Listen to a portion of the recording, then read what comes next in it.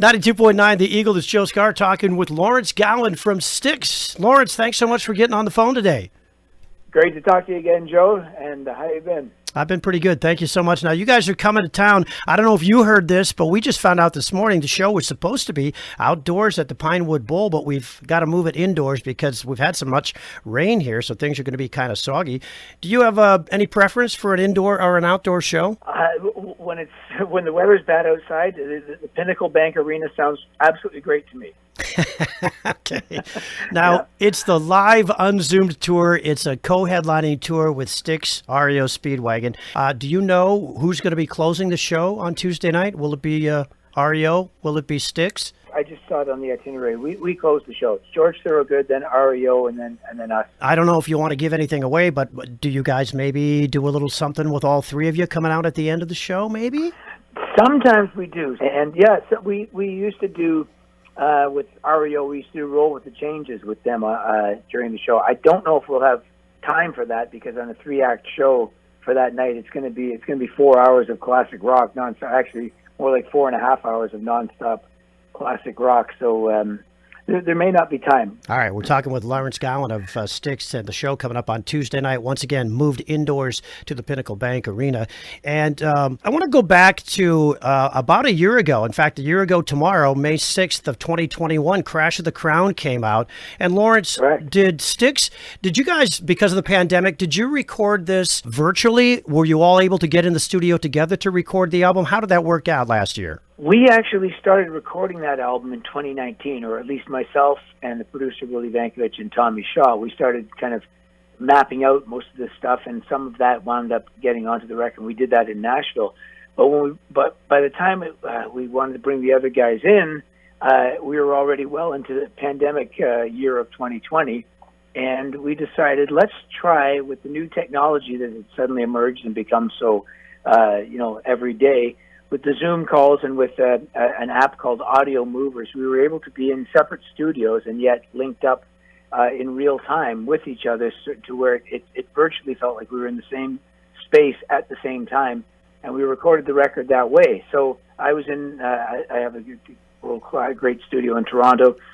Tommy was in Nashville. Todd, our drummer, was in Austin, and yet we were all hooked up together.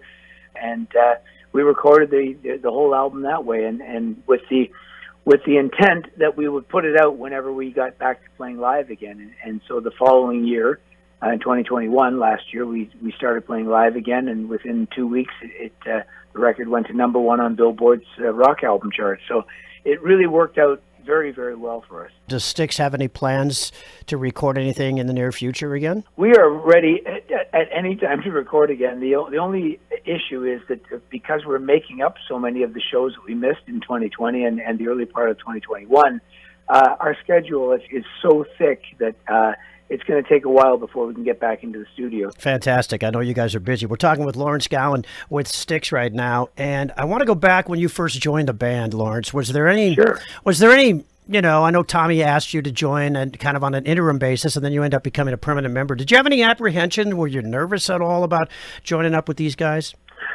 It's funny, I was more excited than nervous, quite honestly, and I wanted to make sure that at least I just didn't want to let them down is really more what I was feeling at the time.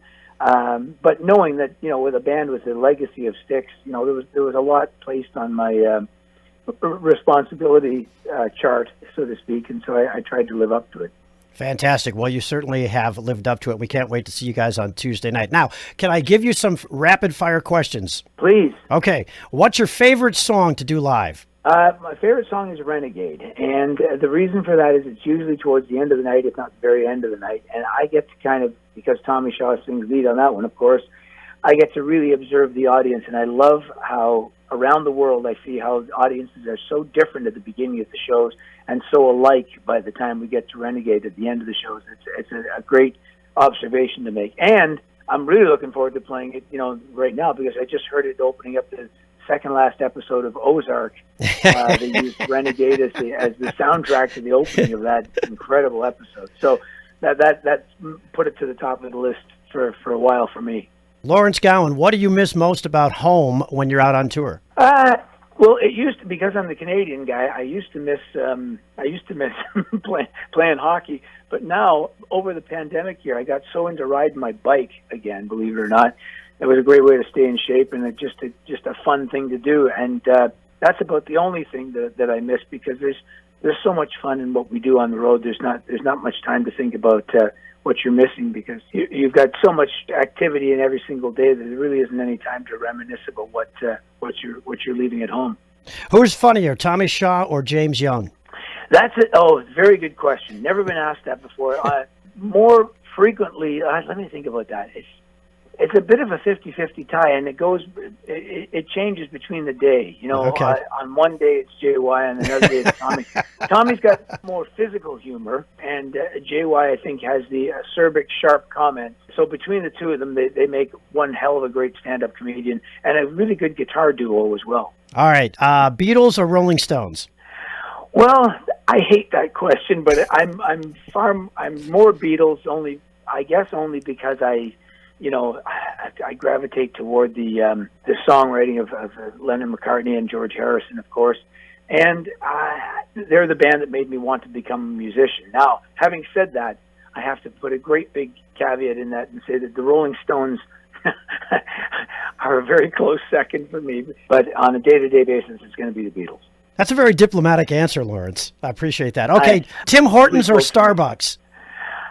I'm going to say something that's very sacrilegious. I'm more Starbucks than Tim Hortons, believe it or not. Even though Tim Horton played for the Toronto Maple Leafs. Okay. I'm a bit too much of a coffee snob. Okay. Okay, poutine or cheeseburger? Oh, definitely poutine. All right. Absolument. Le poutine, c'est le meilleur. There, I got to speak French on American radio. I love it. It's been a pleasure talking with you, Lawrence Gowan with STYX. We appreciate it. Can't wait to see you on Tuesday night. Thanks so much for joining us, and knock 'em dead out there on Tuesday night with STYX, REO Speedwagon, and George Thorogood. We appreciate it, Lawrence. Thank you so much. Thank you, Joe. Great to talk to you again. Looking forward to Tuesday.